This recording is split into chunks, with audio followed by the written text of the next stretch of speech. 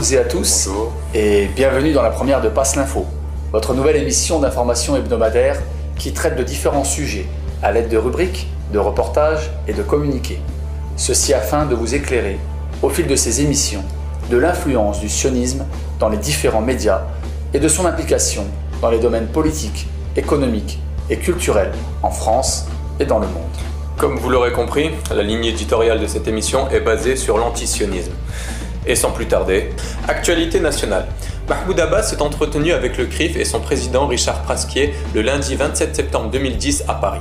La centralité du CRIF dans la vie politique française et ses tentatives de captation d'une partie de la communauté arabo-musulmane de France devient évidente. Cette rencontre fait suite à toute une série d'entrevues, toujours amicales et conviviales, entre les dirigeants du CRIF, pivots et maîtres d'œuvre du lobby sioniste en France, et divers responsables musulmans ou dirigeants d'associations dites antiracistes qui ont toute la particularité de ne jamais dénoncer les milices sionistes de France, la politique d'Israël et ses agressions.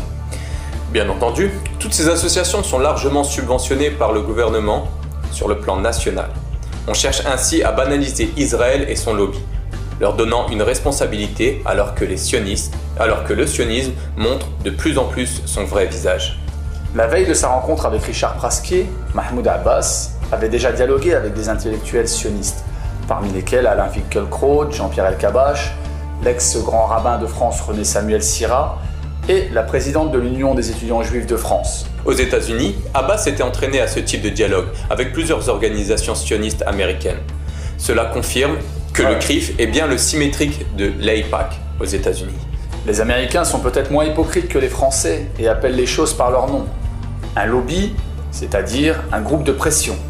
Le parti antisioniste a justement été fondé pour dénoncer et combattre ce lobby que les grands partis politiques font semblant de ne pas voir. De plus en plus, les Français voient la réalité. Israël est un État colonial et raciste qui viole chaque jour tous les principes élémentaires d'humanité. Beaucoup de nos compatriotes s'interrogent.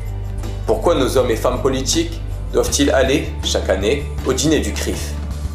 Pourquoi la véritable investiture à la présidentielle est-elle synonyme d'un voyage obligé à Tel Aviv? Géopolitique internationale. Le président de la République de Syrie, Bachar el-Assad, s'est rendu le samedi 2 octobre 2010 à Téhéran, où il a rencontré son homologue iranien Mahmoud Ahmadinejad. Dès son arrivée, le président syrien a déclaré que les négociations entre Benyamin Netanyahou et Mahmoud Abbas n'avaient apporté aucun changement. Ajoutons qu'il s'agissait d'une opération d'Obama pour améliorer son image sur le plan intérieur américain. Les présidents syriens et iraniens ont chacun réaffirmé leur soutien à la résistance et aux autres adversaires d'Israël. La visite du président syrien en Iran, ainsi que ses déclarations, consolident l'unité du front de la résistance. La Syrie joue face au sionisme un rôle déterminant.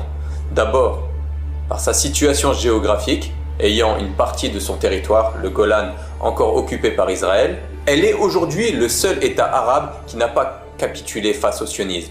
Elle donne ainsi un précieux encouragement au peuple arabe dont les dirigeants se sont alignés sur Washington et Tel Aviv. Cette visite du président syrien renforce donc ce que les sionistes appellent l'axe Téhéran-Damas. L'influence de la République de Syrie et de son président dans la région, notamment au Liban, n'a pas échappé aux États-Unis et Israël. D'où les manœuvres et les rumeurs permanentes pour tenter de diviser l'axe Damas-Téhéran, mais en vain. La rencontre entre les deux présidents a lieu au même moment que les négociations entre le Premier ministre israélien Benyamin Netanyahou et Mahmoud Abbas. Mais leur échec programmé démasque clairement le sionisme et ses collaborateurs palestiniens.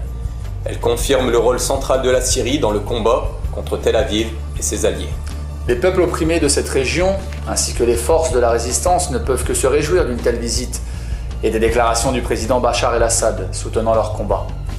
C'est au tour de Damas et de son président que doivent se grouper toutes les nations arabes qui n'acceptent pas la politique de trahison de leurs dirigeants. L'honneur est ainsi porté par la fermeté et le courage de la Syrie et de ses alliés. En bref, international. Des fonds américains destinés au paiement des agences privées de sécurité en Afghanistan se sont retrouvés entre les mains de seigneurs de la guerre et des talibans. C'est ce qu'a dénoncé, jeudi, un rapport du Sénat américain. Social, grève.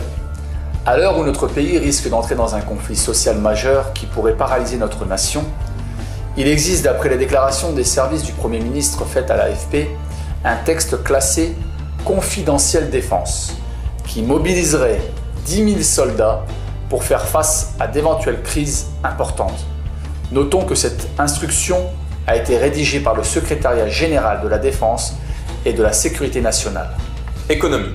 Nouvellement entré dans l'OCDE, l'État sioniste subit le boycott d'un pays européen, le premier, l'Espagne, qui refuse de se déplacer à Jérusalem pour la prochaine conférence. Le savez-vous? Depuis le début de la semaine, la presse française a donné un large écho à la découverte d'un document annoté de la main du maréchal Pétain. Selon Serge Klarsfeld, détenteur depuis quelques jours du dit document, l'antisémitisme du maréchal Pétain est enfin prouvé. Au su de tous, M. Klarsfeld n'est pas un historien, ni même un archéologue. Il ne lui appartient donc pas d'authentifier ou d'analyser ce genre d'écrit.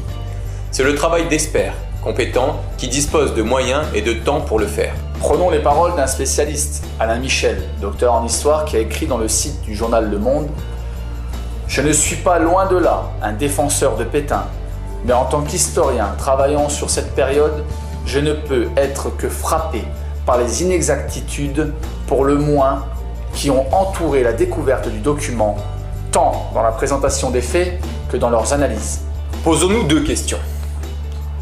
Est-ce à M. Klarsfeld qui est donné d'écrire l'histoire de notre pays? Et pourquoi les médias, au lieu de relayer cette information, ne choisissent-ils pas de tendre leur micro à de vrais spécialistes? Merci de nous avoir suivis. Une excellente semaine à vous, et n'oubliez pas, Passe l'info.